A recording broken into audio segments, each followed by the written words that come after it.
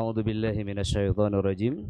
Bismillahirrahmanirrahim. Assalamualaikum warahmatullahi wabarakatuh. Alhamdulillahil bari'il manan alladzi sara'al islami wa anjalal qur'an alladzi faradal jihadi li siyadatil adli wal aman al-fawji wal ghufran al-qa'il fil furqan. A'udzu billahi minasyaitonir rajim. Kitabun anzalnahu ilaika mubarakun liyadabbaru ayatihi waliyatadakkara ulul albab. Allahumma salli wa sallim wa barik ala sayidina Muhammad wa ala ali sayidina Muhammad. Alhamdulillahi rabbil alamin. Alhamdulillahilladzi bi ni'matihi tatimmus salihah. Hamdan katsiran thayyiban mubarakan fi kama yuhibbu rabbuna wa yarda. Alhamdulillah, segala puji dan syukur hanya milik Allah Subhanahu wa taala. Kepadanya kita menghadapkan wajah, menjadikannya satu-satunya tujuan dalam hidup kita. Salawat dan salam mudah-mudahan senantiasa Allah Ta'ala limpahkan kepada Nabi kita, kepada keluarganya, kepada sahabatnya, tabi'in, serta tabi'ut tabi'in, ya, serta keluarganya, baik dari keluarga Nabi SAW, keluarga para sahabat, sahabiah, dan juga seluruh pengikutnya hingga akhir zaman. Mudah-mudahan seluruh jemaah kita semua yang hadir di sini, termasuk umatnya Nabi Muhammad, dan Allah Ta'ala ridho kepada kita, ya, kita pun ridho kepadanya, dan Allah berkahi majelis ini menjadi majelis ilmunya, sehingga bertambahlah keyakinan kita, bertambahlah kualitas ketakwaan kita, dan bertambah pula kualitas hidup kita. Bapak Ibu sekalian, yang sedang sulit semoga Allah Ta'ala mudahkan urusannya, yang sedang sempit semoga Allah Ta'ala lapangkan, yang sedang dalam keadaan sakit semoga Allah Ta'ala sembuhkan, yang keluarganya dalam keadaan tidak stabil, ya, semoga Allah Ta'ala turunkan sakinah di rumahnya. Yang sedang berhutang semoga Allah lunaskan utang-utangnya. Yang sedang sendirian semoga Allah dekatkan jodohnya. Ya, hamba-hamba Allah yang muliakan, apa kabar semuanya? Kumaha kabarna sadayana? Alhamdulillah, ya. Di Bandung, ya, cuaca agak hangat, ya, pagi ini di Masjid Al-Murabi. Kaum muslimin muslimah sekalian, acara ini disiarkan oleh RHTV atau Rehab Hati TV di streaming, ya, di channel streaming di channel RHTV, ya, dan juga di Facebook saya Nuruddin Al Indonesia. Baik, hamba Allah yang muliakan. Al-Quran Al-Karim adalah mukjizat Nabi Muhammad SAW. Dia adalah mukjizat yang terakhir dari Nabi yang terakhir. Artinya tidak akan ada lagi mukjizat yang turun sampai akhir zaman, dan tidak ada lagi Nabi yang akan turun setelah Nabi yang terakhir ini. Mukjizat diperlukan untuk menundukkan akal manusia. Mukjizat adalah kejadian yang luar biasa yang tidak pernah terjadi sebelumnya. Terjadinya hanya satu kali, khusus teristimewa hanya untuk para nabi, dan kemudian selepasnya tidak akan pernah ada kekuatan yang menandinginya, dan tidak akan pernah terjadi lagi selama-lamanya, begitu. Nah, sementara ketika kita menghadapi kesulitan, kadang-kadang kita berharap ada keajaiban datang. Nah, dengan Al-Quran maka kita bisa berharap keajaiban itu benar-benar tiba. Dalam Al-Quran terkandung lebih dari 1000 mukjizat. Ya, di dalamnya salah satunya adalah mukjizat kesembuhan. Kami mengemasnya, ya, pencarian kesembuhan dengan Al-Quran ini atau terapi ruqyah ini dengan satu brand name, yakni Rehab Hati. Rehab Hati. Rehab Hati Tazkiyatun Nafs bil Quran, atau pembebasan belenggu jiwa dan penyuciannya dengan Al-Quran. Begitu hamba Allah. Jadi di dalam training ini ada dua materi besar. Yang pertama adalah tentang terapi Al-Quran itu sendiri, yang disebut dengan ruqyah syariah. Untuk mudahnya, kalau kita baca Al-Quran, namanya apa itu? Tilawah, betul? Kalau dibacakan Al-Quran namanya diruqyah. Begitu hamba Allah. Jadi kalau baca Al-Quran namanya tilawah, kalau dibacain namanya ruqyah. Zikir kalau baca sendiri namanya berzikir, kalau dibacain namanya ditalkin, talkin. Jadi talkin itu untuk orang yang tidak bisa berzikir. Kalau ruqyah untuk siapa? Untuk orang yang tidak mampu baca Quran. Oke, saya kan mampu Ustaz. Mampu, mungkin pengakuannya mampu, tapi lihat dalam realisasinya di sehari-hari. Mampu tidak istiqomah. Begitu ya hamba Allah ya. Baik, hamba Allah yang muliakan. Ada zikir, ada baca Quran, juga ada sholat. Hamba Allah, ini kategorinya sama. Ini adalah 4 hal yang disebut syifa, penyembuh penyakit hati. Kalau orang mampu sholat, dia sholat. Kalau sudah tidak mampu, maka disolatkan. Nah, yang tidak mampu lagi, saking pentingnya. Ada satu lagi adalah ilmu. Kalau mampu dia belajar, kalau tidak mampu minta nasihat atau dinasehati, begitu ya. Anak-anak nakal kalau dia tidak mau dengerin gurunya, biasanya suka dibawa kemana itu? Kalau zaman saya dulu ke BP, dikasih apa itu di BP? Dikasih konseling, dikasih nasihat. Namun kata Imam Syafi'i rahimahullah, beliau mengatakan, kalau kamu tidak mau merasakan letihnya belajar, maka kamu akan merasakan pedihnya kebodohan. Baik hamba Allah yang dimuliakan, apa 4 hal ini? 4 hal ini yang disebut sebagai syifa. Syifa itu bukan obat. Mungkin Anda hari ini sebagian mencari obat, tapi kami berikan syifa. Jadi syifa itu bahasa Arab artinya penyembuh. Tetapi obat atau bahasa Inggrisnya medicine, ya, atau dalam bahasa Arabnya ad-dawa, ini adalah obat. Jadi orang minum obat bisa sembuh, bisa tidak. Ya, kalau obatnya cocok dia sembuh. Tetapi kalau orang mengambil syifa, pasti dia sembuh. Maka Al-Quran, sholat, zikir, dan ilmu ini adalah syifa untuk penyakit-penyakit di dalam hati manusia. Baik, itu intro awal hamba-hamba Allah yang muliakan.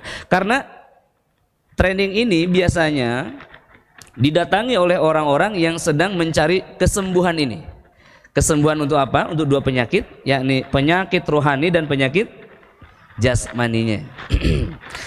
Boleh angkat tangan enggak yang pagi-pagi ini sedang merasakan sakit di tubuhnya dulu? Kepalanya mungkin, lambungnya mungkin, jantungnya mungkin. Boleh? Ibu dulu. Oke. Saya masih kuliah Ustaz. Ya, masih kuliah juga bisa jadi sakit kan? Oke. Bapak ada? Masih malu-malu, enggak apa-apa, ya. Ada nggak yang sakit rohaninya kalau begitu? Coba angkat tangan. Oke, di satu pelatihan saya bertanya, coba angkat tangan yang sakit hati. Yang angkat tangan 17 orang. Oke, 17 orang. Peserta 300-an orang. Baik, kemudian setelah itu saya bacakan beberapa ayat Al-Quran. Kemudian setelah itu saya minta angkat tangan yang hatinya lebih tenang dan nyaman setelah dibacakan Al-Quran. Ternyata yang angkat tangan lebih dari 70. Berarti yang jujur berapa? Yang jujur berapa? 17. Yang sakit berapa? Oke, 70 kurangi 17. Baik hamba Allah yang muliakan ya. Kadang orang tidak ngerti bahwa hatinya itu sakit sebenarnya. Baik hamba Allah yang muliakan. Tidak masalah ya. Ini awal perjumpaan kita. Saya ingin memberikan kepada Anda, bahkan tidak memberikan tapi mempersembahkan ya, satu metode penyembuhan di dalam Islam yang holistik. Holistik ya. Tidak hanya untuk orang Bandung, Sukasari ya, Sukajadi apa Sukasari? Ya. Sukasari ya. Tetapi juga untuk seluruh orang di Pulau Jawa ini, di negeri ini, bahkan seluruh dunia hamba Allah. Kami akan memberikan pola dan alur menuju kesembuhannya insya Allah secara bertahap, tapi Anda harus proaktif karena itu syaratnya. Baik, jazakallah Ustaz. Ya. Baik, polanya sama, alurnya sama. Ini sangat menarik sekali. Training ini 3 hari hamba Allah. Jadi tidak puas 2 hari ini, besok hadir lagi sekali. Ya, baik hamba Allah yang muliakan. Baik, yang pertama hamba Allah yang muliakan, senantiasa ada hikmah di balik penyakit. Dan senantiasa hikmah lebih besar daripada musibah yang menimpa manusia. Ini poin pertama, ya, quotes pertama. Baik, selanjutnya hamba Allah, apa yang disebut sakit, apa yang disebut musibah itu? Musibah adalah seluruh hal yang membuat manusia tidak nyaman. Ya, baik ruhani ataupun jasmaninya. Anak membantah kepada ayahnya, enak nggak ayahnya? Tidak enak, ya hamba Allah. Istri membantah pada suami, enak nggak suami? Tidak. Ya hamba Allah yang dimuliakan. Sakit gigi, giginya 32 yang sakit 1, enak tidak? Tidak ya. Bahkan Umar bin Khattab radhiyallahu an itu pernah menangis karena tali sendalnya putus. Tali sendalnya putus, beliau menangis. Dan para sahabatnya bertanya, "Wahai Amirul Mukminin, kenapa engkau menangis? Sendal semacam itu bisa kami ganti. Jangan dari Baitul Mal, dari kami sendiri." Kata Umar, musibah ini terjadi karena satu dosa. Dosa apa yang aku lakukan? Wa ma asabakum mim musibah fabima kasabat aydikum. Begitu hamba Allah ya. Oke, itu yang pertama. Ya. Yang berikutnya hamba Allah, sakit ini ada pada rohani, ada pada jasmani. Artinya melemahnya daya pandang, daya indera rohani kita dan daya indera jasmani kita. Itu namanya sakit. Misalkan begini, biasanya bubur ayam ini enak pagi-pagi, tapi ini tiba-tiba rasanya kok beda. Ternyata setelah dilihat lidahnya sakit, baru suhun. Itu namanya apa? Sakit jasmani. Kemudian pada malam-malam hari, ya, bubur ayam ini kok rasanya beda. Ya, setelah dicek, ternyata hatinya yang sedang tidak nyaman. Hanya bala-bala hanut yang bisa menemaniku malam ini. Padahal bala-bala hanut bagi orang yang sehat itu sangat enak, tapi bagi yang galau enak tidak? Ini dua penyakit. Jadi daya indera untuk jasmaninya menurun karena lidahnya sakit, atau daya indera, ya, daya indera ruhaninya yang sakit, syukurnya tidak ada sehingga dia rasa tidak nyaman.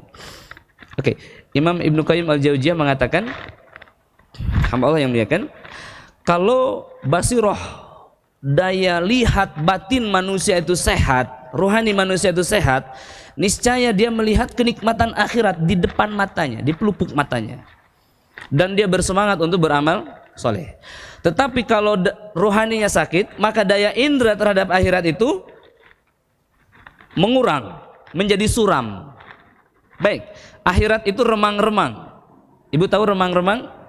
Remang-remang, ya, remang-remang, suram, tidak nampak. Nanti kalau tidak diobati, maka dia akan semakin gelap dan sama sekali tidak terlihat. Kadang terbalik dulu, lalu sama sekali tidak terlihat. Maka mata manusia pun demikian. Ya, ketika dia sehat, dia bisa tembus. Tetapi ketika sakit, maka dia mulai suram. Kadang objeknya terbalik, dan kemudian apa yang terjadi? Ya, hamba Allah yang muliakan, mati total. Bayangkan kalau ruhani kita, cara pandangnya terbalik, dia melihat dunia lebih penting daripada akhirat. Dan kemudian bayangkan kalau akhirat mati selamanya, apa yang terjadi sama Allah? Apa yang akan terjadi? Manusia dalam kegelapan. Oke, saya ambil contoh sekarang virus corona. Apa yang ada di benak Anda? Coronavirus. Apa yang ada di benak Anda? Belum ada obatnya, begitu kan? Apalagi? Hamba Allah, ada epidemik, ada wabah saat ini. Virus corona dari Wuhan. Ada yang menyampaikan itu dari pasar tradisional di Wuhan. Ada yang menyampaikan itu dari lab rahasia di provinsi itu. Ya, whatever. Yang jelas, virus ini sudah menyebar manusia ke manusia. Hamba Allah, per hari ini, yakni 2 bulan setelah penyebarannya, setelah outbreak, sudah terbunuh 2.800 orang per pagi ini dari Desember tanggal 14. Kota Cina mulai di lockdown, mulai dikunci, ya. Dia tidak bisa keluar dan tidak bisa masuk, starting dari provinsi Hubei atau Wuhan. Di sana ada 11 juta orang dan kota-kota yang lainnya. Total 60 juta orang lockdown sekarang. Shanghai, Beijing. Apa yang terjadi ketika virus ini menyebar dan dikunci kota ini? Pertama, bisnis jelas kolaps. Jalan-jalan kosong. Shanghai yang megah itu menjadi kota mati seperti dalam film-film. Film apa ya? Resident Evil atau apa? Ya. Terkunci di dalam.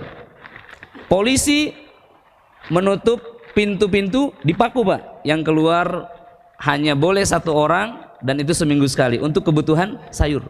Kenapa? Virus ini menyebar 25 meter. Jadi kalau ada yang hacis dari sini ke sana nyebar semua. 25 meter. Begitu Allah. Penyebaran melalui mulut dan retina mata, air mata. Ya, retina yang mata. Maka mereka menggunakan masker dan juga kacamata yang tertutup. Baik hamba Allah yang muliakan, sekarang sudah menyebar di Korea Selatan. Ya, kematian sudah di angka 20. Juga menyebar di Iran. Sudah 12 kematian. Juga di Italia sudah di angka belasan kematian. Ada kapal pesiar yang lewat di Hong Kong. Hong Kong ini negara bagian Cina, ya. Kemudian dia ke Jepang, ternyata virus itu naik ke kapal pesiar. Satu kapal pesiar Bapak sekalian itu 3.000 sampai 5.000 penumpang. Dan kapal pesiar itu dikunci. Sampai hari ini di Jepang sudah 700 orang terinfeksi, sudah meninggal 4 orang. Bapak sekalian, epidemik ini menyebar di 40 negara di dunia sekarang. Oke, perhatikan. Semuanya negeri-negeri kafir. Kecuali Malaysia dan Iran. Iran kita tahu. Malaysia kita juga tahu. Di sana Melayunya sedikit. Yang terinfeksi hanya orang-orang, mohon maaf ya, orang-orang non-muslim Chinese. Tapi sekalian, kenapa jadi virus ya? Kita lihat ya. Kita akan sambungkan nanti. Alhamdulillah memuliakan. Filipina sudah ada 1 kematian. Singapura sudah 90 terinfeksi. Malaysia juga demikian. Australia, Indonesia diapit oleh negara ini. Australia dari selatan, Filipina dari utara, Malaysia dari sebelah utara, ya, oke. Dan Singapura itu dekat Batam. Singapura itu kelihatan dari Batam. Dan ini di Singapura itu di semenanjung Malaysia yang berseberangan dengan Sumatera. Jadi seharusnya Indonesia sudah terinfeksi.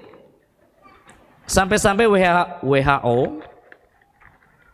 World Health Organization, mempertanyakan kenapa Indonesia belum laporan. Tapi negara kita punya alibi bahwa mesin-mesin detektor yang kita gunakan pun canggih. Tetapi Saudi Arabia kemarin, Bapak tahu, kemarin melakukan suspensi atau melarang jemaah umroh Indonesia untuk umroh ke Saudi, dan di Saudi ada deklarasi bahwa Saudi melarang negara-negara yang terinfeksi virus ini dengan infeksi yang parah. dan Indonesia dimasukkan. Mungkin Anda tidak tahu, berapa waktu lalu ada seseorang yang terduga terinfeksi virus ini dan wafat. Kemudian keluar pengumuman bahwa ini virus H1N1. Tahu H1N1 enggak? Dia SARS. 20 tahun lalu. Yang coronavirus itu anaknya SARS.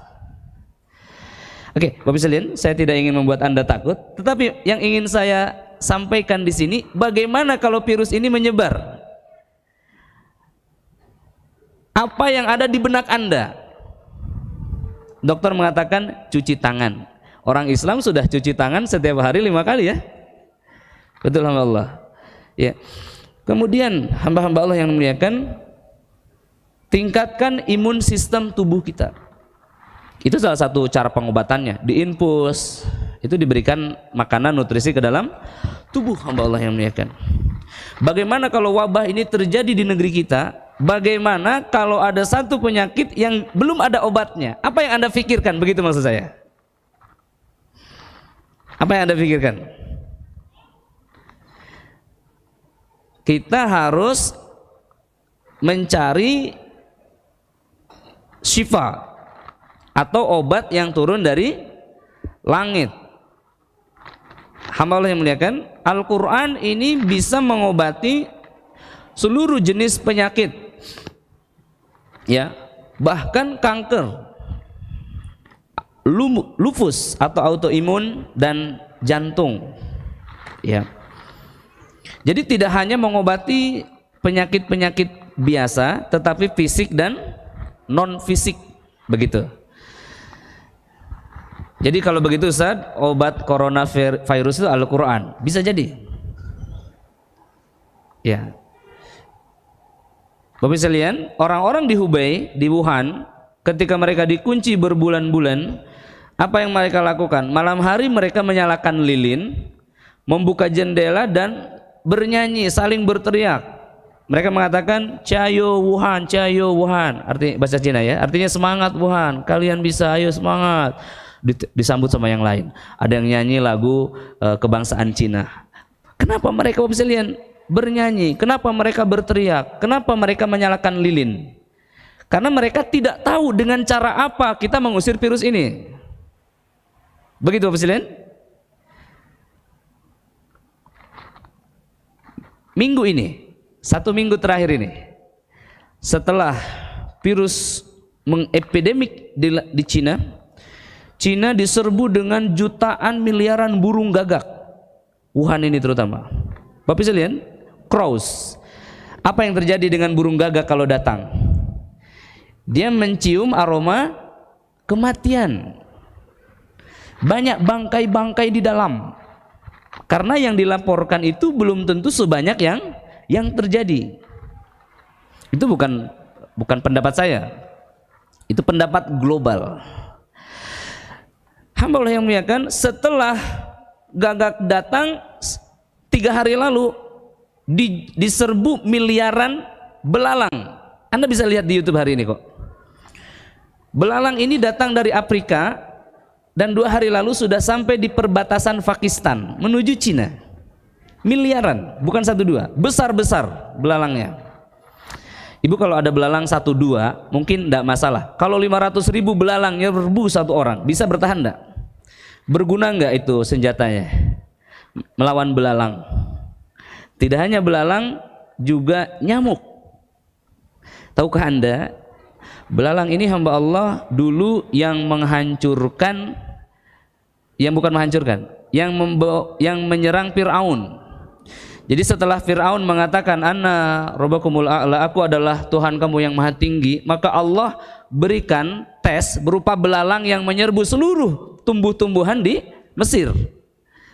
Jadi orang yang ngaku Tuhan ini bingung dengan datangnya belalang-belalang begitu. Jadi orang-orang tidak mengakui dia Tuhan. Bagaimana dia bisa menjadi Tuhan? Mengatasi belalang aja tidak bisa, begitu maksudnya. Tahukah Anda yang membunuh Namrud, Raja Namrud? Hewan apa? Nyamuk. Hamba Allah, ya. Tahukah Anda yang menghabisi pasukan gajah? Makhluk apa itu? Burung. yang menimpakan kerikil-kerikil. Lihat, nyamuk, burung, belalang, makhluk yang sama. Siapa yang diserang? Satu pemimpin negara yang mengatakan tidak ada kekuatan per hari ini yang bisa mengguncang China. Di saat anniversary ya, militer parade ya, yang ke-70, dan Allah langsung guncang dengan pasukan kecil bernama virus. Nah sekarang hamba Allah, maksud saya adalah bagaimanakah kalau epidemik ini terjadi di negeri ini begitu ya? Maka Al-Quran menjawabnya hamba Allah, ada dua jenis penyakit, penyakit rohani dan penyakit jasmani. Kalau penyakit jasmani obatnya pasti berbentuk fisik. Kalau penyakit medis, obatnya pasti medis. Kalau penyakit non medis, mungkinkah obatnya medis? Obatnya juga non medis atau disebut alternatif. Oke. Alternatif ini maksudnya adalah pilihan kedua, second choice. Kalau orang Islam, pengobatan alternatifnya dari non muslim kira-kira pantas tidak? Tidak. Oke, kalau orang Islam berobat ke pengobatan alternatifnya yang bekerja sama dengan setan, kira-kira pantas tidak? Tidak. Maksud saya begini, ikhwan sekalian, relakah Anda, muslimah kita yang berhijab ini, diobati oleh dukun? Tidak akan pernah rela. Maksud saya ikhwan, relakah istri Anda disentuh oleh laki-laki yang bukan muhrimnya? Tentu tidak. Begitu hamba Allah. Maka di dalam Islam ini ada pengobatan yang demikian. Ketika dokter angkat tangan, maka kita punya alternatif utama dan pertama, yaitu Al-Quran. Baik, hamba Allah dimulakan. Sebelum terlalu jauh kita kembali lagi ya. Jadi sakit itu adalah melemahnya daya indera jasmani atau indera ruhani kita. Kemudian senantiasa ada hubungan sakit dengan ruhani dengan jasmani. Ada hubungan sakitnya ruhani kita dengan sakitnya jasmani kita. Contohnya ya, virus yang mewabah di Cina itu karena kesombongan negara tersebut. Contoh ya. Baik hamba Allah yang muliakan. Dan selanjutnya ketika penyakitnya ruhani ini, maka obatnya ruhani juga. Penyakit jasmani ini obatnya jasmani juga. Maka ketika penyakit jasmani kita tidak ada obatnya, belum ketemu obatnya, maka kemungkinan besar dia bukan penyakit jasmani yang dimaksudkan. Maka pengobatannya harus dikonsep ulang. Ya, dikonsep ulang. Baik, hamba Allah yang muliakan, ya. Penyakit jasad atau jasmani, penyakit pada tubuh, ini namanya ad-daun. Ya, ad-daun. Obatnya adalah ad-dawa.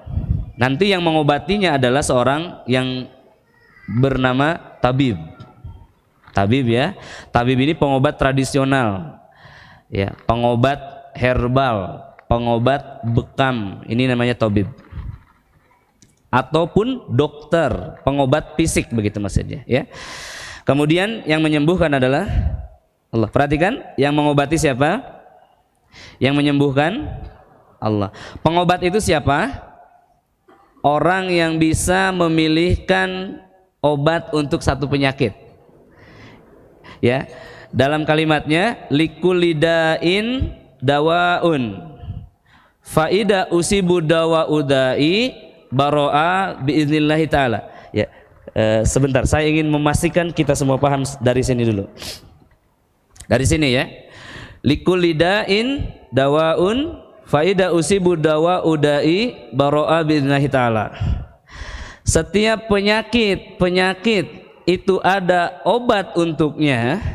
Ketika obatnya cocok dengan penyakitnya, sembuhlah dia atas izin Allah. Begitu kalimatnya. Ini berlaku untuk penyakit jasad, ya. Tapi untuk penyakit rohani beda konteksnya. Oke, sekarang saya ingin tegaskan dulu, yang disebut penyakit jasad itu adalah orang yang saat ini pusing kepalanya, saat ini sakit tengkuknya, berat belikatnya, sesek dadanya, ya. Kemudian juga lambungnya. Oke. Hamba Allah, ada yang pusing kepalanya? Saya langsung beri hadiah ya. Jantungnya sesak sama perutnya. Ini berlaku kalimat penyakit-penyakit jasad tadi disebut ad-daun dan obatnya ad-dawa. Apa itu ad-dawa? Obat-obat yang ada di permukaan bumi. Obat yang terlihat oleh mata. Obat yang nampak. Begitu hamba Allah, ya. Dan tabib ini siapa? Tabib ini adalah orang yang bisa mempertemukan antara penyakit dan obat tersebut. Misalkan obat haus apa? Minum, bukan makan, ya. Nah, oke. Obat sakit hati apa? Oke, bukan sakit hati. Obat jatuh cinta apa? Menikah dengan yang dicintainya. Begitu ya. Jadi jangan salah. Kalau sakit, kalau jatuh cintanya kepada A, nikahnya dengan B, sembuh enggak? Tidak. Kalau Anda haus lalu makan, sembuh enggak hausnya? Tidak. Kita mulai dari hal-hal yang sederhana dulu hamba Allah ya. Baik. Kemudian hamba Allah yang dimuliakan, orang yang bisa mempertemukan penyakit dan obat itu adalah tabib. Kalau sudah ketemu, Allah Ta'ala sembuhkan. Fa'idha usibu dawa udai baro'a bi'idhnillahi ta'ala. Sembuhlah penyakit itu dengan izin Allah Ta'ala. Oke. Lalu apa perbedaannya dengan penyakit non medis? Lihat, kalau medis ini, jadi pertama orang sakit, lalu kemudian dicarikan obat, begitu kan?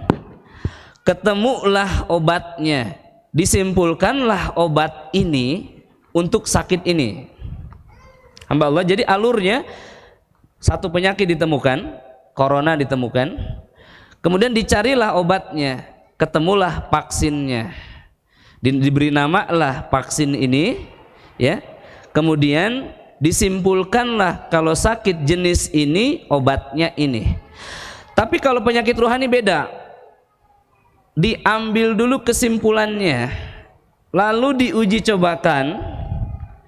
Kalau tidak sembuh sakitnya, dirubah cara pandangnya terhadap kesimpulan ini. Kesimpulan ini ayat, uji coba ini praktiknya, ruqyah. Ini adalah kasus-kasusnya. Jadi kebalik ya, kalau medis itu dari sakit, obat, kesimpulan. Kalau ruqyah, kesimpulan, ayat-ayat Quran, hadis-hadis, ya. Kemudian dibuktikan. Kemudian kalau tidak sembuh, dirubah cara memandangnya, cara tafsirnya. Oke. Ya mudah-mudahan bisa diambil kesimpulannya ya. Oke, kita lanjut hamba Allah yang muliakan. Hamba Allah yang muliakan, penyakit jasad ini apa? Seluruh penyakit yang nampak terdeteksi oleh manusia. Seluruh penyakit yang nampak, ya. Pada otot, pada darah, pada perut, pada tulang, pada organ-organ, ya, pada kulit, semua konsepnya sama. Likulli da'in dawaun fa idza usibu dawa udai billahi ta'ala. Maka bisa ganti tabib untuk memperlihatkan profesionalisme tabib tersebut untuk melihat ya. Oke. Kalau penyakit rohani hamba Allah itu berbeda. Lihat. Pertama, penyakitnya letaknya di dalam dada. Terlihat apa tidak? Sifatnya rahasia. Kemudian yang kedua, namanya bukan daun tetapi marad. Fi qulubihim marad, dalam hatinya ada penyakit. Oke. Kemudian obatnya apa? Syifa. Di sini obatnya syifa. Lalu yang menyembuhkan asy-syafi, siapa itu? Allah Ta'ala. Di sini tidak ada dokternya, ya, tidak ada dokternya. Kenapa demikian? Karena Allah Ta'ala yang menyembuhkan langsung tanpa proses. Lihat catatan berikutnya hamba Allah. Apa perbedaan dawa dan syifa? Kalau dawa itu obat yang nanti menyembuhkan dengan izin Allah dengan proses, melalui proses. Kalau syifa itu adalah kesembuhan dari Allah tanpa proses. Saya bertanya, lebih khusus yang mana? Lebih istimewa yang mana? Syifa. Anda ingin dapat dawa apa syifa? Syifa. Yakin? Tetapi syifa ada syaratnya, yakni bagi orang-orang yang beriman. Hamba-hamba Allah yang ada di sini kira-kira beriman apa tidak? 100% apa berapa persen? Harus 100% baru dapat. Saya nyoba-nyoba dulu aja Kang. Ya, kalau nyoba-nyoba berarti juga sembuhnya sedikit-sedikit begitu. Ya, kalau masalah pegal sini-sini sembuh insyaallah cepat ya. Baik, hamba Allah yang muliakan ya. Ini poin pertama. Kemudian hamba Allah yang muliakan, Allah Ta'ala berfirman di dalam Al-Quran, ayuhan nas qad ja'atkum, wahai manusia telah turun kepada kalian ya. Ayuhan nas qad ja'atkum mau'idhah mir rabbikum, telah turun dari kalian mau'idhah, pelajaran dari Rabb kalian, pengetahuan dari Rabb kalian, wasyifaun lima fi sudur, dan akan menjadi penyembuh bagi seluruh penyakit yang ada di dalam dada. Lima fi sudur ya, Rasulullah SAW menyebutkan bahwa sudur sifat lima fi sudur di sini, apa yang ada dalam dada ini adalah kolbu. Maksudnya, tapi ada penafsiran lain bahwa Al-Quran dan Sunnah yang disebut mau'idhah dalam ayat ini tidak hanya menyembuhkan ruang jantung, tetapi juga sekitaran dada semuanya. Maka tidak heran TBC sembuh dengan Al-Quran. Maka tidak heran liver sembuh dengan Al-Quran. Maka tidak heran diabetes sembuh dengan Al-Quran. Karena pangkal diabetes adalah pankreas. Juga di dalam sudur sini, terlindungi di sini. Ya hamba Allah, maka tidak heran penyakit yang ada dalam ini juga sembuh. Kenapa? Ini rahasia, tidak bisa dilihat oleh mata. Maka kalau saya memilih penyakit sakit kepala, jantung atau lambung, yang paling cepat sembuhnya adalah penyakit yang ada di dalam jantung. Karena bersesuaian dengan ini. Maksud saya begini, orang sakit kepala, sakit jantung dan sakit lambung, yang akan lebih cepat sembuh dengan Al-Quran adalah sakit jantung dan seluruh penyakit di dalamnya. Jadi jantung rohaninya, jantung biologisnya. Oke, kita lanjutkan hamba Allah yang muliakan. Wa idza maridtu fahuwa yasfin. Jadi ketika aku sakit maka Allah lah yang menyembuhkan. Direct ya. Nah, di antaranya in between ada penyakit yang ketiga, namanya psikosomatik. Ini yang menarik. Kalau tidak dipahami akan terjadi kebingungan. Ya, ada dua klaim. Kata pengobat medis ini penyakit saya, kata pengobat spiritual ini penyakit yang saya bisa obati. Ya, teman-teman, pertama sakit jantung. Jantung adalah organ di dalam dada kita yang menjadi pusat aktivitas pergerakan seluruh tubuh. Ya, pusat bioelektrik, pusat peredaran darah, dan juga pusat spiritual. Oke, hamba Allah muliakan. Maka ketika perasaan ini tidak menentu, ya, galau, cemas, was-was, takut, sedih, apa yang terjadi? Detak jantung bertambah, bisa berkurang. Bertambahnya detak jantung, berkurangnya detak jantung itu mempengaruhi sistem peredaran darah, sistem listrik tubuh, ya, dan juga sistem kekuatan tubuh. Jadi kalau perasaan manusia tidak nyaman, pikiran juga tidak nyaman. Oke. Kalau perasaan tidak nyaman, jantung biologis juga tidak nyaman, kerjanya tidak fokus, ya. Orang marah, jantungnya bertambah kencang degupnya. Orang takut, jantungnya juga bertambah cepat. Orang sedih melemah atau menguat. Kalau orang nangis sampai ingserkan, ya. Itu bagaimana itu? Ini sudah overload. Jadi ketika sedih, ketika marah, ketika takut, ini terpacu kuat. Alhamdulillah, ya. Baik, alhamdulillah, maka akan mempengaruhi juga kepala, pusing, sering pusing. Ada yang ketombean enggak? Saya langsung tembak aja ya. Ketombe itu bagaimana proses terjadinya? Kulit kepala lembab. Kenapa lembab? Keluar air Bahasanya berkeringat. Kenapa kulit kepala berkeringat? Kepalanya banyak mikir. Mikirin apa sih? Memikirkan yang tidak harusnya dipikirkan. Ada yang botak, mohon maaf sekali. Ini kenapa botak? Siapa yang biasanya botak?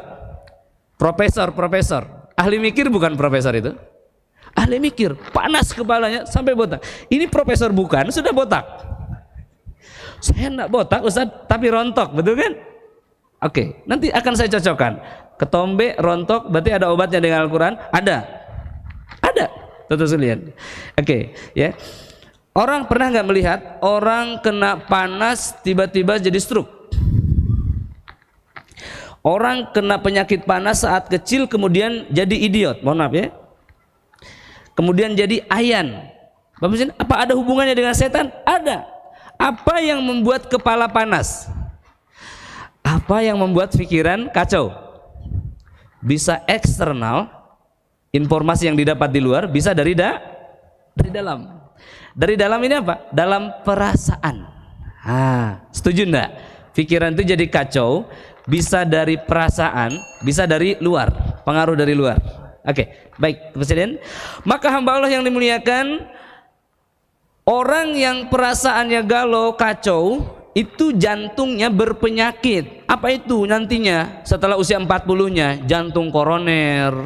Iya, begitu hamba Allah. Penyakitnya itu. Kemudian apalagi jantungnya overheat, panas, marah. Kalau orang marah terus, jantungnya panas. Bapak bisa lihat mobil Avanza, Xenia, kecepatannya berapa itu? 200 km per jam. Mau Anda upgrade jadi 400 km per jam dengan pasang nitro, pasang ini dan itu, bisa lari kan? Coba aja lari di tol Purbalunyi ya. Bisa berapa jauh larinya itu? Bisa bertahan 10 tahun enggak mobil ini?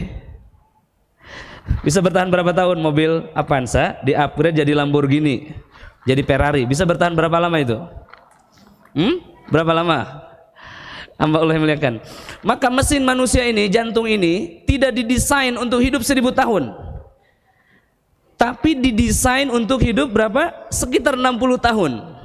Ya, dengan rata-rata pembelajaran awal 10-20 tahun dan istirahat 20 tahun terakhir, ya kan? Jadi mungkin 20 tahun saja.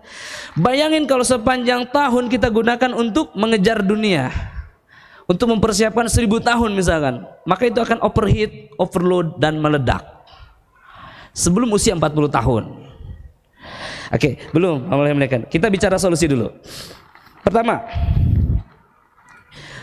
ketika perasaan seseorang berkecamuk, pikiran berkecamuk, maka ini jantung dan juga kepala. Nanti kalau kepala berkecamuk, asam lambung naik. Asam lambung naik, luka lambung, maka jadinya vertigo. Kalau vertigo lebih dari sakit kepala, sudah hampir pingsan.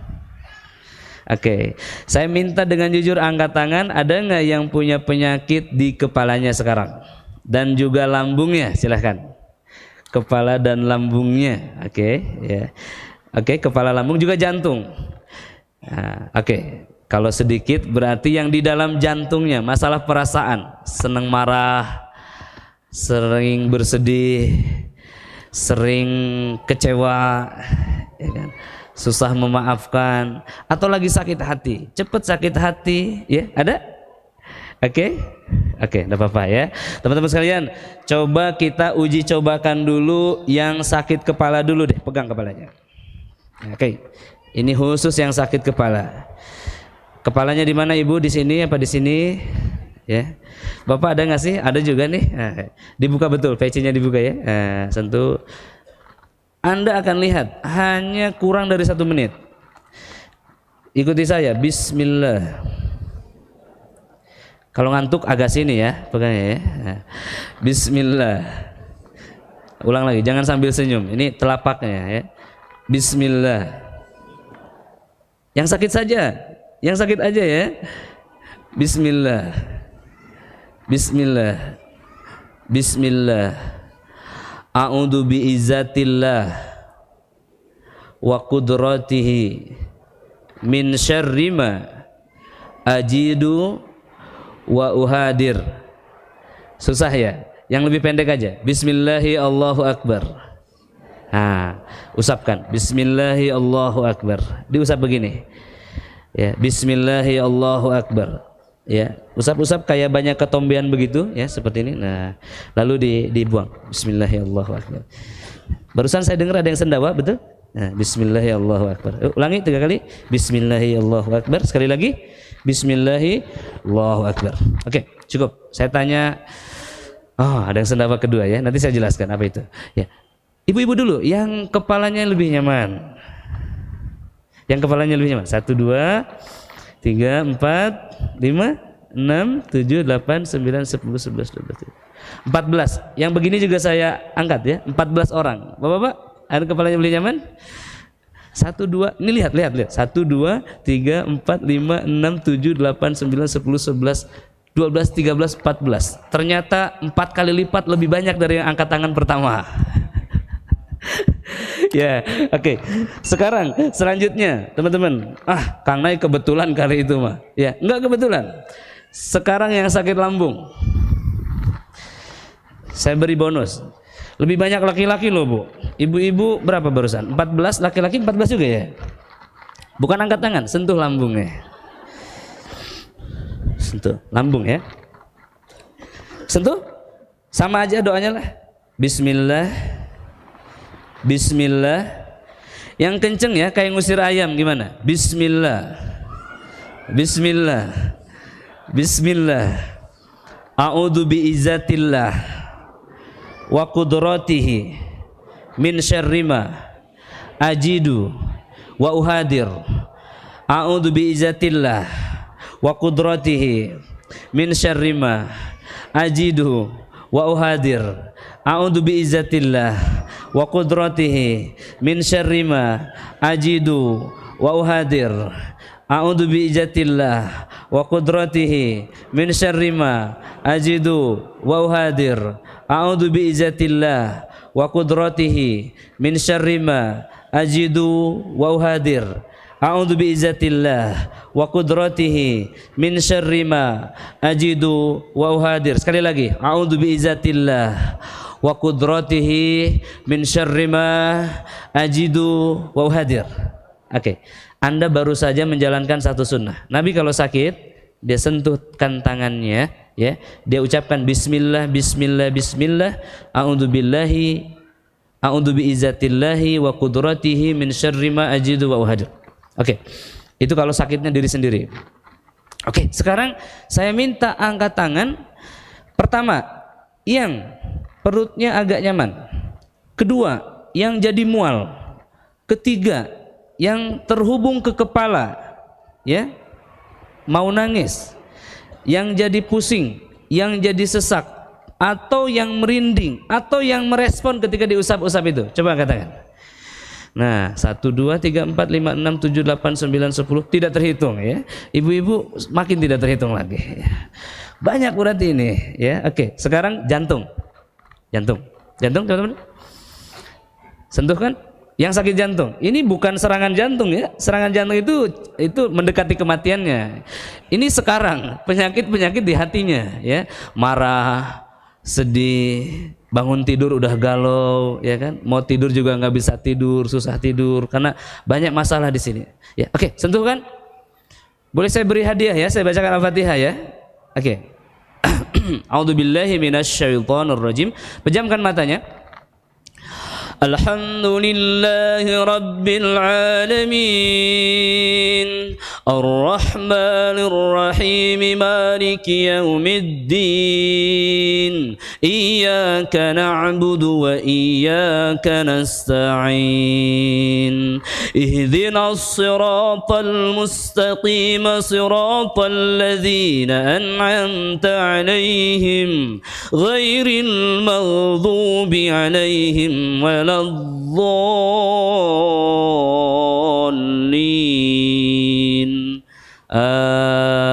Amin. Oke, saya minta usapin ke bawah ya, usapin. Bismillahirrahmanirrahim. Bismillahirrahmanirrahim. Bismillahirrahmanirrahim. Ucapan la haula wala quwwata illa billah. Oke? Di sini saya ingin minta Anda angkat tangan pertama yang detaknya lebih kencang, berdebar-debar. Coba angkat tangan. Wah, 1, 2, 3, 4, 5, 6, 7. 7 ya? Oke. 8. Ibu, debar-debar loh ya. 1, 2, 3, 4, 5, 6, 7, 8, 10 juga. Oke. Sekarang angkat tangan yang jadi tenang hatinya. Tenang gimana? Oke. Oke, cukup. Lebih banyak yang marah ketika diperdengarkan itu. Ada yang marah. Kok saya marah ya, sebel ya, kesel ya, ada? Oke. Yang mau muntah. Nah, ada juga. Oke. Terus saya lihat. Oke. Mau nyoba sekali lagi enggak? Nyoba lagi ya. Oke. Boleh saya baca 5 menit, boleh enggak? Boleh, kelamaan enggak? Enggak ya, seperti barusan ya. Oke. A'udzubillahi minasyaitonirrajim. Bismillahirrahmanirrahim. Sentuhkan. Alhamdulillahi Rabbil Alamin Ar-Rahmanir Rahim Maliki Yawmiddin Iyyaka na'budu wa iyyaka nasta'in Ihdinas siratal mustaqim Siratal ladzina an'amta 'alaihim Ghairil maghdubi 'alaihim waladdallin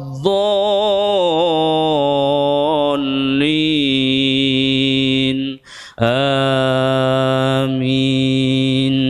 A'udzu billahi minasyaitonir rajim. Bismillahirrahmanirrahim. Hamba-hamba Allah niatkan di hatinya, ya Allah, jadikanlah Al-Qur'an ini penenang hati hamba ya Rabb, penyejuk kalbu hamba ya Allah. Sirnakanlah kegelisahan, kemarahan, kesedihan di dalam dada ini ya Allah. Begitu ya, dengan tulus. Air mata terjatuh sebentar lagi.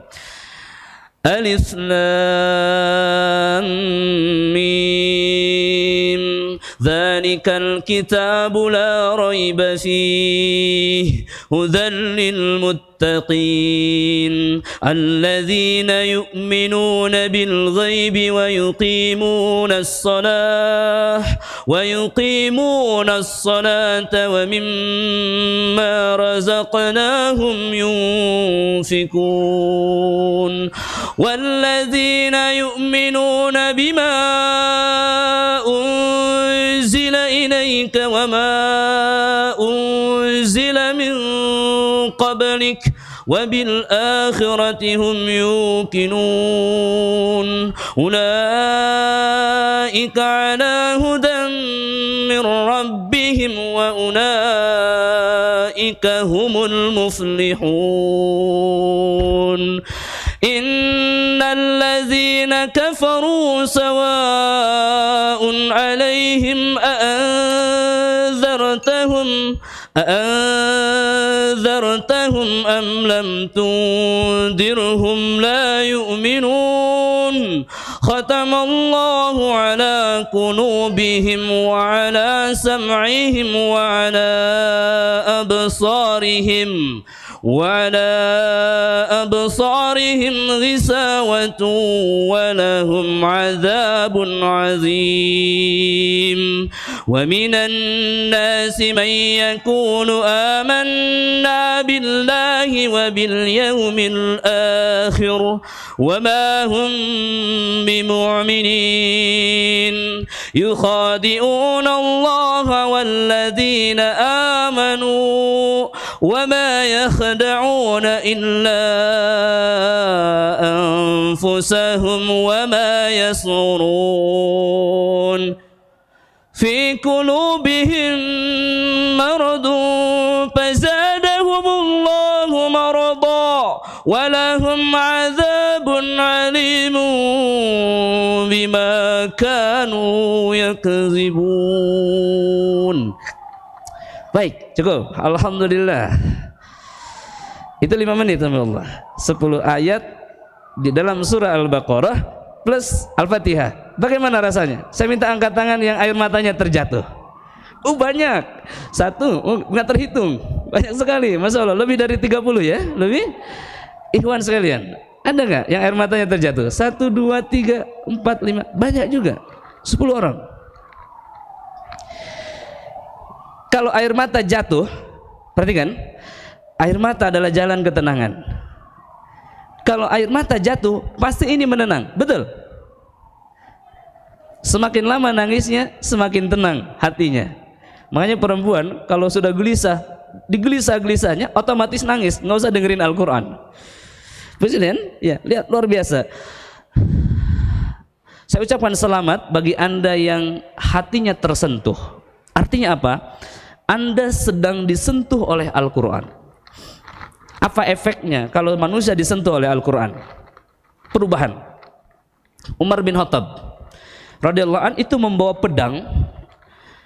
Beliau itu satu dari 20 pemuda Quraisy yang ikut sayembara membunuh Nabi. Ya. Dan pedang diacungkan. Kemudian dia mencari tahu di mana Muhammad. Kemudian dia mampir kepada rumah adiknya. Dia nanya di mana Muhammad. Ternyata dia sudah masuk Islam. Dan dihardiklah dia. Hamba Allah yang muliakan, dia masuk kepada saudaranya yang lain. Dia mendengarkan saudaranya itu sedang membaca Al-Quran, keponakannya atau saudarinya. Kemudian yang dibaca adalah surah Toha. Maka melelehlah air mata Umar. Pedangnya jatuh. Dan beliau mendatangi Nabi dalam keadaan bertekuk lutut bersyahadat. Oke, hamba Allah muliakan. Al-Quran Al-Karim itu turun di satu malam. Maka dengan turunnya Al-Quran, malam ini menjadi malam yang mulia, disebut Al-Lail Al-Qadar atau Lailatul Qadar. Turun melintasi 7 lapis langit. Dari langit ke-7, ke-6, ke-5, ke-4, ke-3, ke-1. Maka apa yang terjadi? Al-Quran disimpan di Baitul Izzah dan selebihnya kemudian turun satu persatu ayatnya kepada Nabi SAW selama 23 tahun. Dan saat itu sampai hari ini dari langit ke-1 sampai ke langit ke-7 kerajaan jin runtuh. Tidak ada jin yang tinggal di sana lagi. Dimuliakan langit. Dari sini ke bawah dibawa oleh Jibril alaihissalam, maka Jibril menjadi malaikat paling mulia. Lihat kemuliaan semacam apakah yang didapatkan Jibril. Sayap Jibril itu 600. Kalau 2 sayapnya saja dibentangkan, itu bisa menutup ufuk timur dan barat. Besar enggak? Besar enggak? Helikopter berapa sayapnya? Sayap helikopter berapa, Pak? Maksimal 2 ya, 2 atau 4. Jibril 600. Untuk apa sayap yang banyak dan lebar, panjang dari Pasifik ke Atlantik, Pak? Sehingga Nabi SAW mengatakan manusia biasa tidak akan bisa melihat Jibril dalam bentuk aslinya. Kemuliaan yang luar biasa karena dia menembus langit, menurunkan wahyu. Hamba Allah, lihat Al-Quran ini dibawa Jibril dan dibacakan kepada seorang manusia yang saat itu usianya 40 tahun bernama Muhammad SAW. Maka apa yang terjadi kepada manusia itu? Manusia itu hari itu diangkat menjadi seorang Nabi, Rasul yang terakhir. Tidak ada lagi Nabi setelahnya. Bahkan ketika Isa alaihissalam turun, itu mengikuti Nabi yang mulia ini. Lihat hamba Allah, kemuliaan yang sangat besar. Masuk surga pertama kali sebelum yang lain masuk, bersama 70.000 umatnya. Nabi ini kemudian membacakan Al-Quran kepada siapa? Kepada sahabat-sahabatnya. Maka generasi ini menjadi generasi paling mulia sepanjang masa.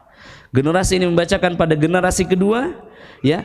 Generasi ini juga tabi'in disebut generasi kedua termulia, dan tabi'in, dan setelahnya selanjutnya sampai 700 tahun kemudian terciptalah ribuan jutaan ulama-ulama yang melanjutkan dakwah Al-Quran.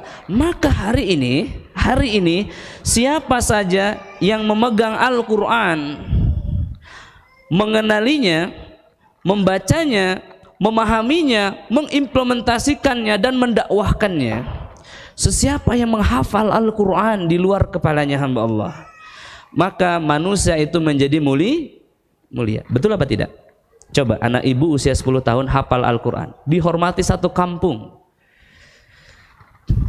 Ya. ada presiden melihat anak yang hafal Al-Quran, dia hormat. Betul Bapak Presiden? Ya.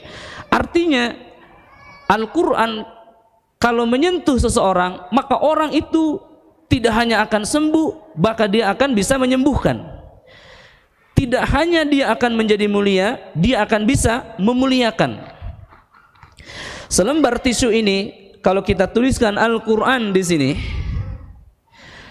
lalu kita lemparkan di jalan, jangan banyak-banyak. Tulis Al-Quran yang dikenali, Alhamdulillahirabbil alamin, kita lemparkan. Lalu Anda lihat orang-orang yang lewat, kira-kira apa yang terjadi dengan orang-orang yang lewat itu? Dia akan mengambil tisu itu dan kemudian memuliakannya. Tahukah Anda bahwa mushaf Al-Quran yang Anda pegang saat ini awalnya adalah kertas yang biasa, tapi karena dituliskan Al-Quran di dalamnya, maka buku itu menjadi buku yang mulia. Coba Anda deretkan buku itu di rak buku, ya, dengan buku-buku yang tua, usia 20 tahun lalu, 30 tahun lalu, 40 tahun lalu. Al-Quran paling tua 1441 tahun, 1440 tahun lalu, tetapi nampak lebih muda daripada buku-buku yang baru puluhan tahun ini. Kenapa? Al-Quran senantiasa up to date, relevan, mulia. Maka saya sampaikan dengan bahagia, hamba-hamba Allah yang baru saja disentuh dengan Al-Quran, insya Allah akan dimuliakan dengan Al-Quran. Tidak hanya sembuh, tapi akan dimuliakan Al-Quran. Kapan Ustaz? Entah hari ini, entah bulan depan, entah tahun depan, entah 5 atau 10 tahun ke depan. Tapi catat apa yang saya sampaikan hari ini, Anda akan dimuliakan Al-Quran. Kalau Anda kemudian jatuh cinta pada Al-Quran dan kemudian mengimplementasikannya. Lihat hamba Allah, dari jantung, ya, kemudian ke lambung dan ke kepala. Dadanya dibacakan Al-Quran lalu menenang, fikirannya pun menenang. Fikiran menenang, asam lambung berkurang, luka lambung sembuh, vertigo sembuh. Oke, seperti itu cara kerjanya, bertahap, ya. Karena Al-Quran itu makanan hati, ya. Ilmu makanan akal. Makanan nasi goreng itu makanan bagi perut. Ya, amal yang kan. Sekarang kita lihat pada gambaran berikutnya. Ya, ada seorang hamba Allah di Palembang. Beliau menyampaikan kepada saya, Ustadz, mohon doa untuk ayahanda saya, sekarang sedang cuci darah. Saya kaget.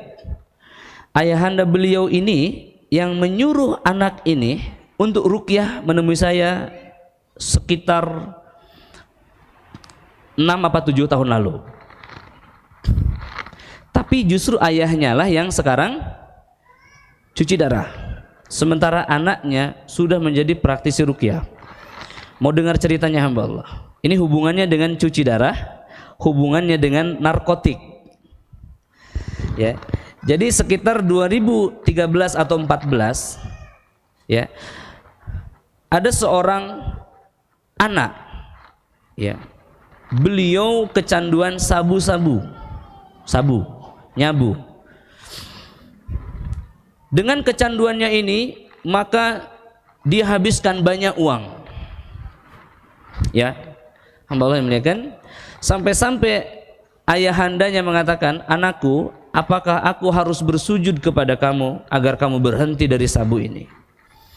Maka kata anaknya, tidak Pak, aku pun mau berhenti, tapi bagaimana caranya? Maka kata ayahnya, coba ruqyahlah, mungkin dengan ruqyah kamu bisa berhenti. Bahasanya mungkin kamu kesetanan begitu, ya. Maka kemudian anaknya ini mencari di YouTube ruqyah. Ternyata video yang pertama muncul video saya.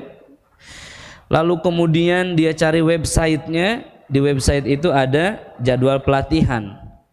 Dan jadwal pelatihan terdekat itu di Martapura, beliau Tanjung Enim, sekitar 4 jam. Maka jadwalnya besok, hari Sabtu dan Ahad. Maka beliau jam 11 malam ini pergi menuju Tanjung Pura. Dan di sana beliau ikut training. Pesertanya hanya 30 orang. Ya. Dan itu training yang sangat buruk sekali. Ya. Pengelolaannya tidak baik. Yang reaksi saat diruqyah hanya 2 orang. Ya. Dan kemudian saya pulang dengan lemas. Ya. Jaraknya 9 jam dari Bandara Palembang. Saya seperti tidak menuai hasil, hamba Allah.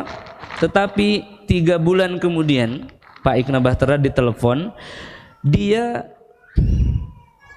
mengundang saya. Ada satu keluarga yang mengundang saya ke Palembang, dan dia membuat satu event berbayar untuk 300 orang, ya, dan dia sendiri yang akomodasi.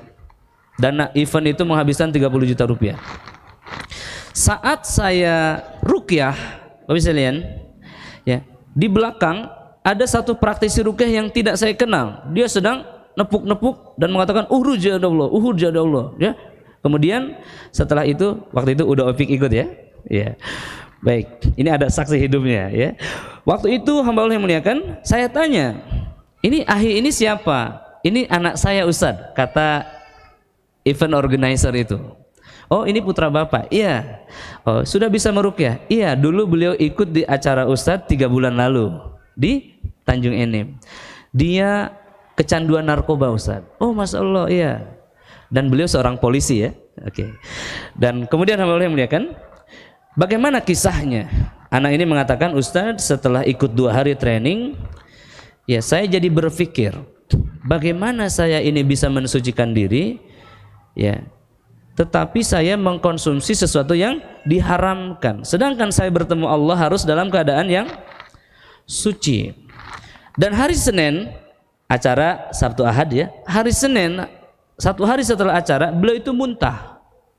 Hanya itu reaksinya. Dan hari Selasa sampai 3 bulan kemudian, beliau menjadi benci kepada barang yang bernama sabu itu. Beliau mulai sholat dan beliau sudah menghafal 15 surat dalam waktu 3 bulan itu. Hamba Allah yang muliakan, hari ini 7 tahun kemudian, ya, beliau menjadi salah satu tim elit kami, trainer ruqyah di Tanjung Enim, di Masjid Agung Bukit Asam, kalau mau cek ke sana, ya. Hamba Allah yang muliakan, tapi saya mendapat kabar ayahnya yang menyuruh anaknya ruqyah ini sedang cuci darah. Hamba Allah, Anda tahu tidak cuci darah itu seperti apa? Cuci darah itu kapan? Ketika ginjal tidak bisa berfungsi lagi. Ginjal di atas 25% masih bisa bekerja. Ginjal itu 2, Pak, kiri kanan. Kalau satu mati, yang kanan bisa bekerja. Yang kanan ini kalau masih sisa 30% masih bisa bekerja. Tapi di bawah 25% dia sudah tidak bisa bekerja lagi. Di bawah 6% mati. Baik. Di antara 6 sampai 25% ini, sisa ginjal ini, Bapak sekalian, maka manusia disebut dalam proses cuci darah. Cuci darah itu bagaimana? Pertama, fungsi ginjal menyaring racun dan mengeluarkan dalam bentuk air seni atau pipis. Oke. Kalau racun tidak disaring, maka air pipis ini menyebar ke seluruh tubuh. Racun ini dalam bentuk air pipis itu menyebar ke seluruh tubuh. Maka kemudian tubuh manusia menjadi gembung. Jadi kalau tidak cuci darah, tubuh jadi gembung. Bisa dipahami ini? Oke. Nanti dalam kasus yang lebih berat, hamba Allah yang muliakan, cuci darah ini bisa seminggu 2 kali. Dan ini alatnya apa ya? Namanya itu, alatnya tuh mesinnya besar. Jadi mesinnya besar begini. Jadi nanti air itu dialirkan ke mesin ini dari tubuh itu. Nanti yang sudah dicuci oleh mesin ini masuk lagi ke dalam tubuh. Bisa dipahami ya?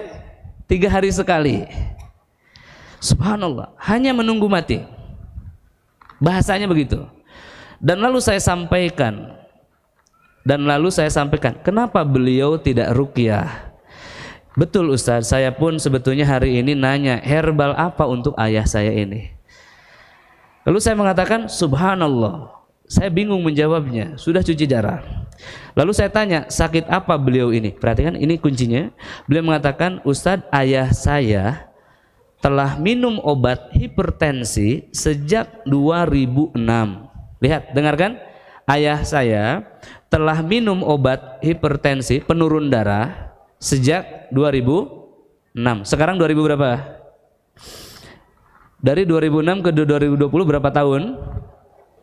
16 tahun. Perhatikan Pak, darah tinggi, ya, tekanan darah tinggi, minum obat penurun darah, turun tidak darahnya?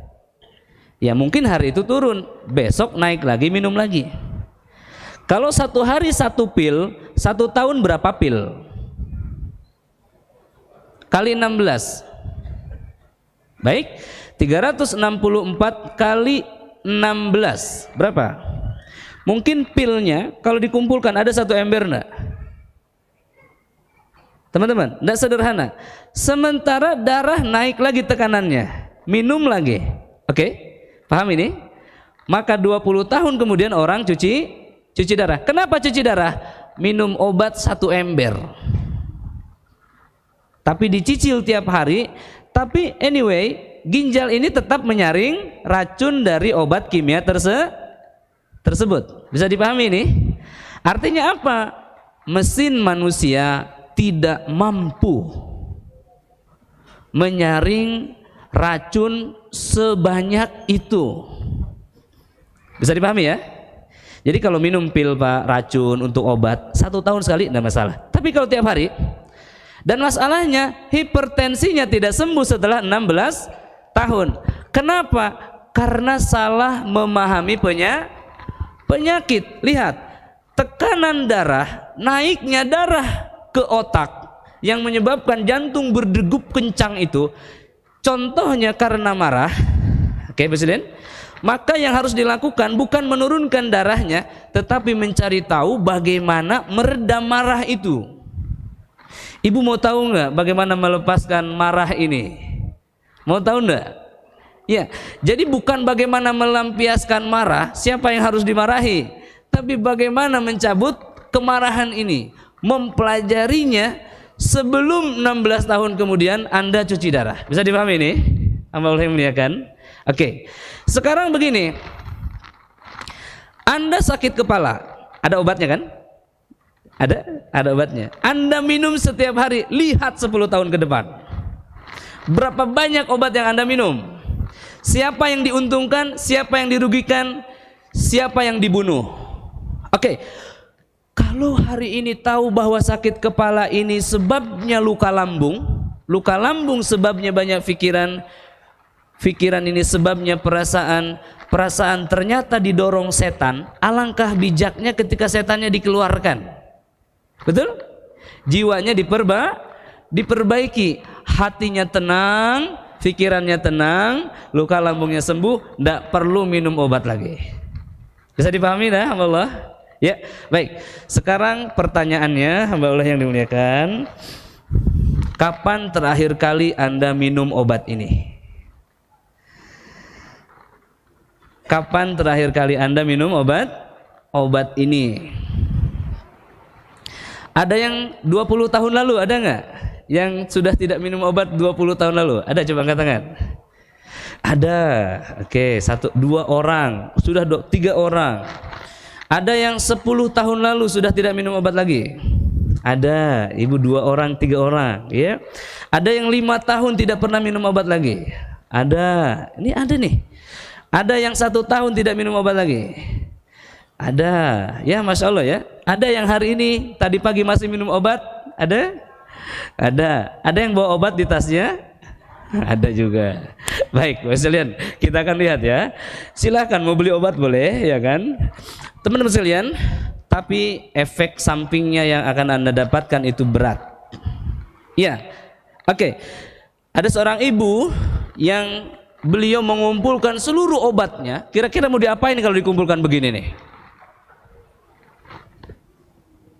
Mau dibuang Pak.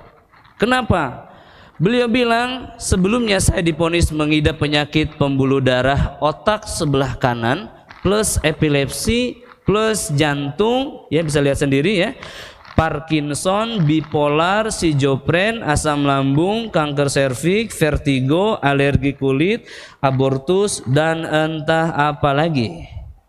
Lihat, sekilas penyakitnya nampak banyak Pak, tapi bagi saya cuma satu itu, dan obatnya juga satu, dan beliau telah buktikan di paragraf berikutnya. Alhamdulillah sekarang saya sudah sembuh total. Ya, lihat hamba Allah yang muliakan, ya. Ini obat yang saya stop semenjak mengenal ruqyah. Ya, semenjak mengenal ruqyah. Lihat teman-teman, penyumbatan pembuluh darah otak sebelah kanan. Jadi darah menuju otak tersumbat.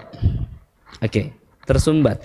Bisa karena lemak, bisa karena saluran itu mengkerut. Dan setan bisa lakukan itu. Kalau Anda tidak percaya, sesaat lagi atau sebentar lagi lihat ada setan yang mampu menggerakkan tangan manusia. Apa susahnya bagi setan menggerakkan urat nadi yang kecil? Bisa dipahami hamba Allah? Kalau Anda pernah melihat orang kerasukan setan, tubuhnya kuat apa lemah? Kuat. Berapa waktu lalu, subhanallah, di Cianjur ada orang kanker payudara, sudah tinggal kulit dan tulang. Di ruqyah mengamuk. Sekeluarga heran, ini tadinya tertidur, di ruqyah mengamuk. Beberapa waktu silam ada orang sedang sakaratul maut, di ruqyah tiba-tiba dia mengaum seperti harimau dan mau menerkam. Jadi sakaratul mautnya nggak jadi. Berarti bukan sakaratul maut ya kalau begitu. Kerasukan setan.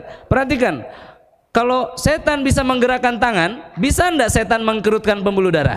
Bisa apa tidak? Bisa Allah. Bisa enggak mengkerutkan jantung yang tidak bertulang? Bisa Allah. Disebut sesak napas. Oke, ya, lihat selanjutnya. Epilepsi. Epilepsi, hamba Allah yang muliakan, ini adalah penyakit yang disebabkan oleh mengkerutnya otak bagian belakang. Lihat, otot dan saraf otak lebih lembut mana? Lebih lembut saraf, dan setan bisa lakukan itu. Kenapa? Karena epilepsi sembuh dengan Al-Quran. Ya, selanjutnya hamba Allah, jantung. Saya sampaikan hamba Allah, seluruh penyakit jantung, pembengkakan jantung, penyumbatan jantung, sesak, angin duduk, jantung koroner, kanker jantung, seluruhnya 100%, 100,00% gangguan setan, atau dalam tanda kutip lain sembuh dengan Al-Quran lebih cepat dari penyakit apapun, karena sumber gangguan setan ada pada perasaan atau jantung. Oke, ya. Selanjutnya Parkinson, bergetarnya tangan.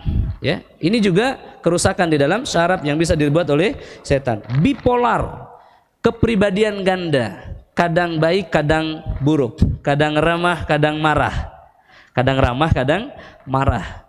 Dua ruh yang berbeda, ruh dirinya yang baik dan ruh jahat dari setan. Lihat hamba Allah. Ya.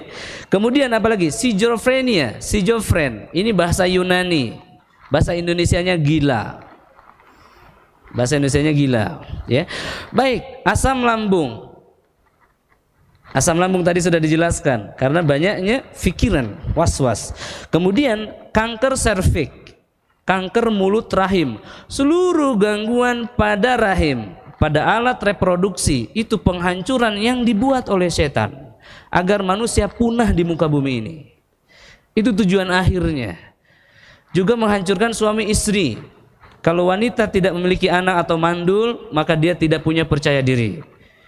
Demikian hamba Allah. Abortus, ini juga penyakit pada rahim juga, ya. Dan entah apalagi alergi kulit, itu jin nasab yang pasti, ya. Eksim, ya.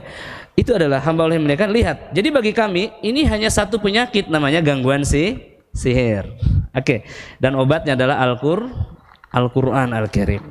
Nah, semoga yang hari ini masih minum obat, saya doakan penyakit Anda sembuh total dan tidak pernah menyentuh obat itu lagi. Nah, hamba Allah yang muliakan, jadi penting ya diagnosa itu ternyata. Jadi setelah kita mengenali penyakit kita, yang selanjutnya, maksudnya setelah kita tahu bahwa diri kita sakit, selanjutnya adalah mengetahui kenapa, dari mana sakit ini. Minimalnya hamba Allah, penyakit ini termasuk penyakit gangguan sihir, penyakit non medis atau penyakit medis. Begitu ya. Penyakit saya ini dalam tubuh atau di dalam hati, di dalam jiwa. Oke, kembali melihatkan ya. Cara mendiagnosanya bagaimana? Dengan membacakan Al-Qur'an. Ya, barusan sudah saya bacakan beberapa ayat Al-Qur'an, Al-Baqarah 1 sampai 10. Bagaimana rasanya? Ya, tadi ada beberapa yang angkat tangan, yang menangis, yang berdebar. Tetap duduk ya, jangan kemana-mana. Simak sampai akhir, pulang Anda bawa obatnya.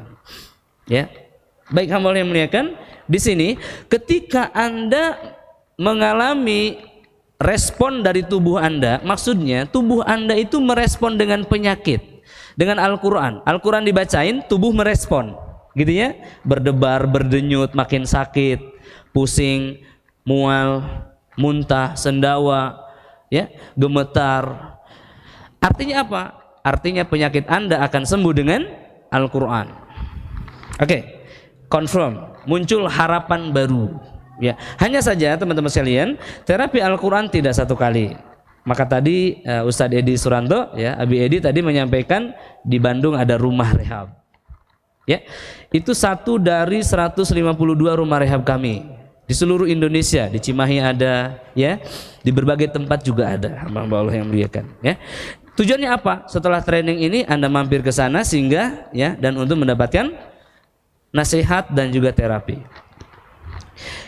Eskalasi, ada tahapan. Sekalian, ada seorang hamba Allah 2012 ikut training kami di Batu Raja, masih di Palembang ya, Sumatera Selatan. Beliau mengantar istrinya. Ya. Ketika beliau ikut training, beliau melihat indikasi gangguan sihir pada dirinya. Maka beliau pun ikut training sampai 4 kali. Baik, dalam satu provinsi saya mengadakan 1 kali training. Beliau berarti sudah 4 tahunan ikut training, tapi belum dapat respon dari tubuhnya, belum bereaksi. Begitu Mas. Maka kemudian beliau ikut terapi Al-Baqarah. Pernah mendengar? Ya. Ya, terapi Az-Zahrawain atau terapi Al-Baqarah. Beliau baca 1 putaran Al-Baqarah, tidak ada reaksi. 2 putaran belum ada reaksi. 3 putaran keluar ingus. Nah, Muslim, keluar cairan. Begitu ya? Jadi kalau di ruqyah 1 kali sudah langsung ngacai, wah itu luar biasa. Artinya mudah gitu ya. Ini udah 4 tahun, 4 kali training, sudah 3 putaran Al-Baqarah baru keluar ingus. Beliau penasaran, beliau baca lagi Al-Baqarah ini sampai 40 putaran. Di hari ke-40 beliau pingsan. Gitu ya. Jadi ibu-ibu kalau 2 hari di ruqyah sudah pingsan, bagus. Artinya cincai lah penyakitnya ya. Jinnya cincai lah gitu. Ini ada yang 40 hari dalam 4 tahun. Ya, Muslimin, lihat. Lalu beliau baca Al-Baqarah plus Al-Imran sampai hari ke-70, ketombenya bersih. Nah, jadi nggak perlu banyak sampo ini sampo itu ya. Putaran Al-Baqarah Al-Imran teman-teman sekalian ya. Dan akhirnya 2019 Desember beliau bertemu saya. Beliau termasuk orang yang angkat tangan ketika ditanya siapa yang telah hafal Al-Baqarah dan Al-Imran. Masya Allah. Dan kemarin bulan lalu saya ke Palembang. Beliau yang jemput saya dari airport. Beliau mengatakan, Ustadz, saya tagih janji Ustadz. Saya bilang, apa ini? Janji yang mana ini? Ustadz pernah berkata, siapa yang mengikuti program Ruqyah Mandiri Holistik selama 99 hari tidak putus, dan belum sembuh, maka Ustadz siap meruqyahnya. Saya bilang siap, karena sampai hari ini belum ada. Saya orangnya Ustadz. Bahkan saya sudah hafal Al-Baqarah dan Al-Imran. Saya bilang ahlan wa sahlan, apa yang harus saya lakukan? Ya. Lalu saat itu dia bilang, saya penasaran Ustaz. Saya hafal Al-Baqarah Al-Imran. Saya ikut ruqyah ini 7-8 tahun sampai hari ini, tapi saya belum pernah bereaksi. Belum muncul setannya, tapi saya yakin ada setan. Begitu Pak? Ada yang sama nggak kira-kira? Ya. Ini orang ini luar biasa. Maka saya sampaikan satu kisah. Ya. Kisahnya sederhana. Ya, dari kitab Al-Juhud karya Imam Ahmad. Jadi ada suatu hari Imam Ahmad ini didatangi oleh khalifah. Didatangi oleh Harun Ar-Rasyid.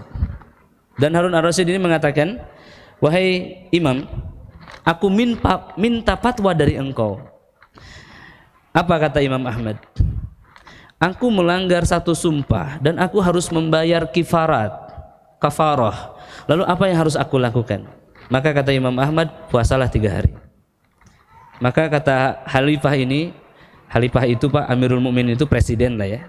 Maka presiden ini mengatakan, saya kan pemimpin satu bangsa, bahkan Amirul Mukminin, pemimpin negara-negara Islam saat ini. Kenapa saya harus puasa? Saya kan punya harta untuk membayar kifarah, mungkin memberi makan anak yatim. Itu yang saya maksudkan wahai imam. Maka kata imam, puasalah 3 hari. Untuk kamu itu kifarahnya. Bukankah itu untuk orang miskin? Aku punya harta. Maka kata Imam Ahmad, itu bukan harta kamu, puasalah 3 hari. Lihat hamba Allah yang muliakan. Dari kisah ini saya mengambil kesimpulan. Ya. Kenapa imam menyuruh sang presiden puasa? Kalau presiden melanggar janji dan dia harus membayar kifarah dengan memberi makan 60 anak yatim, mudah tidak bagi presiden? Kalau puasa mudah tidak? Siapa saja mau rakyat mau presiden, puasa itu susah karena harus menahan makan, padahal makanan banyak. Hamba Allah. Jadi saya sampaikan kepada hamba Allah tadi, ibadah itu ada 4 ahi. Pertama ibadah lisan seperti antum baca Quran itu. Yang kedua ibadah hati sebagaimana antum istiqomah tadi 7 tahun. Yang berikutnya ibadah fisik, ibadah letihnya tubuh dalam menahan ujian ini. Betul Ustaz, saya juga sudah letih. Oke, berarti sudah 3. Apa itu?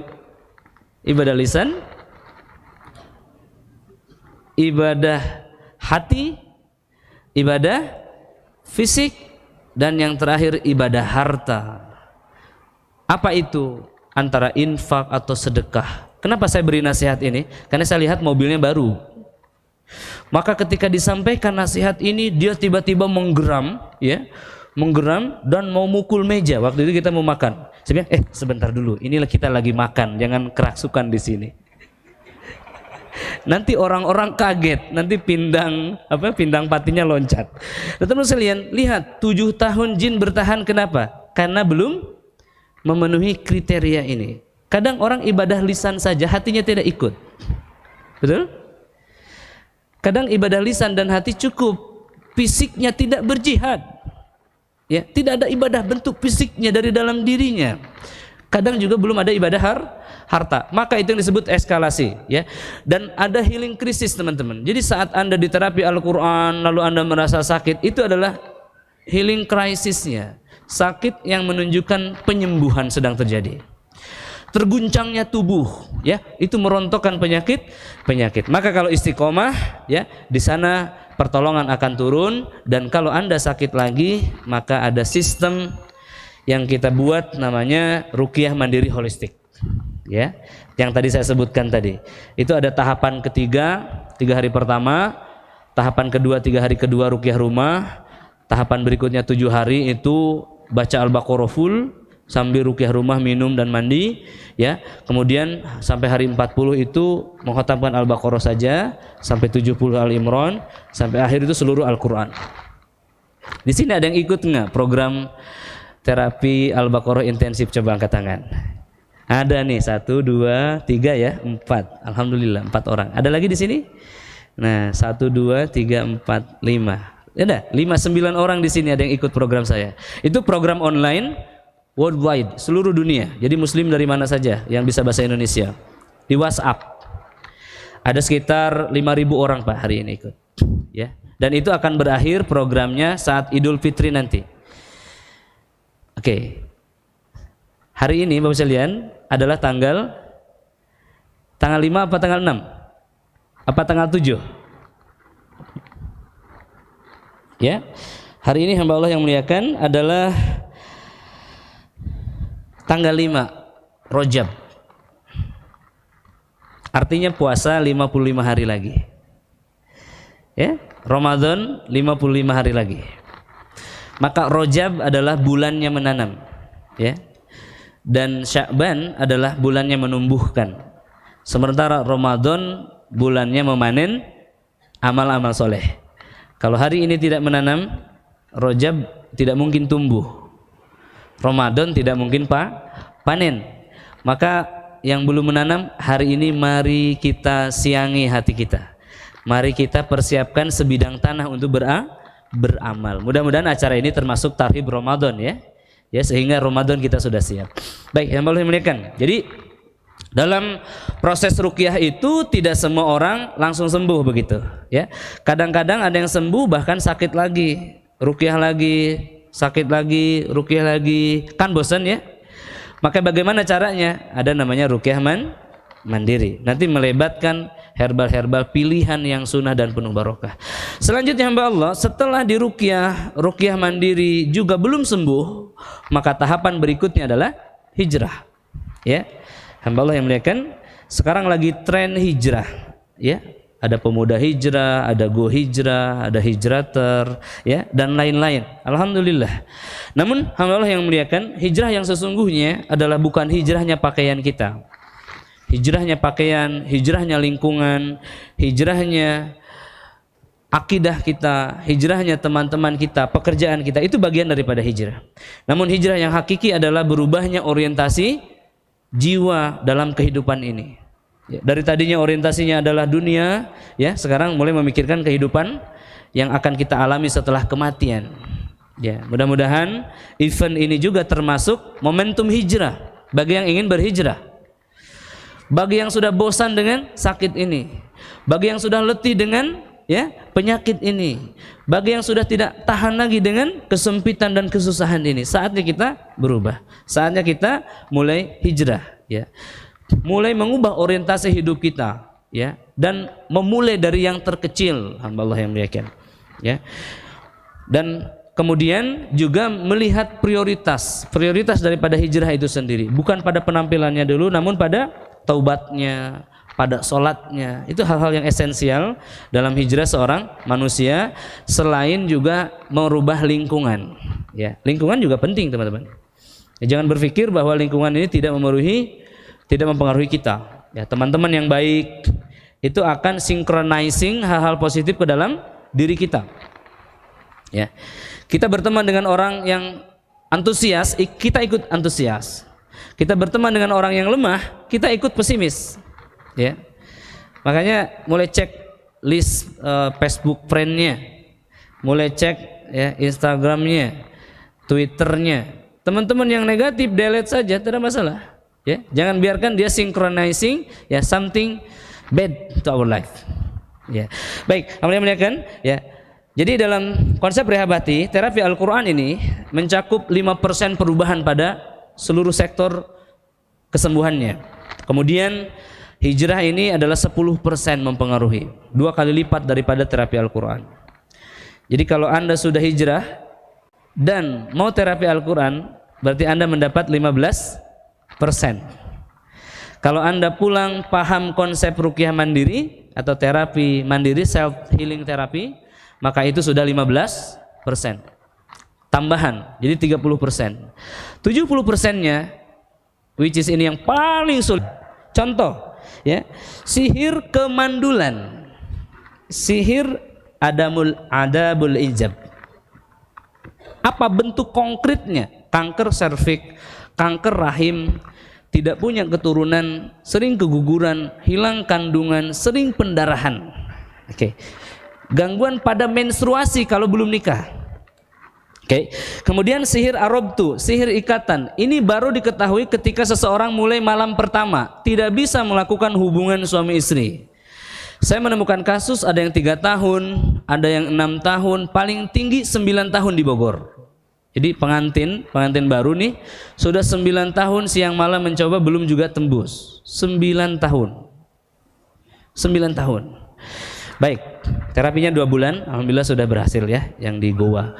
Baik, kemudian yang berikutnya adalah sihir ikatan ini cirinya 5. Pertama,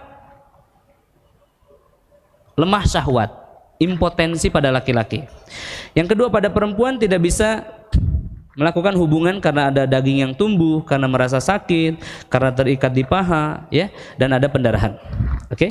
Kemudian yang 2 terakhir hamba Allah, adanya pendarahan yang terus menerus atau istihadah. Yang terakhir adalah sihir marid. Sihir marid apa? Sihir yang membuat tubuh manusia lumpuh atau disable, stroke, ya, kemudian tidak bisa melihat, tidak bisa mendengar, dan juga sihir-sihir yang melumpuhkan organ-organ tubuh manusia. Barakallahu fikum. Nah, ini materi yang saya sampaikan pada pagi menjelang duhur ini. Nanti selepas duhur akan disampaikan bagaimana solusinya, bagaimana Nabi SAW ketika kena sihir, ya, rahasia kekuatan sihir, bagaimana menemukannya, menghancurkannya secara syar'i, ya, tidak melibatkan jin, dan juga solusi sihir secara sempurna, dan nanti ciri-ciri rumah yang terkena sihir, ya, dan juga solusi sihirnya yang sempurna. Insya Allah sampai bertemu lagi selepas duhur, ya. Materi ini estafet, ya, nanti sampai besok sore, dan ada prakteknya juga ada terapinya, ya. Jangan kemana-mana. Pemirsa RHTV juga kaum muslimin di Masjid Al-Murabi ini. Sampai bertemu lagi. Subhanakallahumma wa bihamdika asyhadu an la ilaha illa anta astaghfiruka wa atubu ilaik. Wassalamualaikum warahmatullahi wabarakatuh.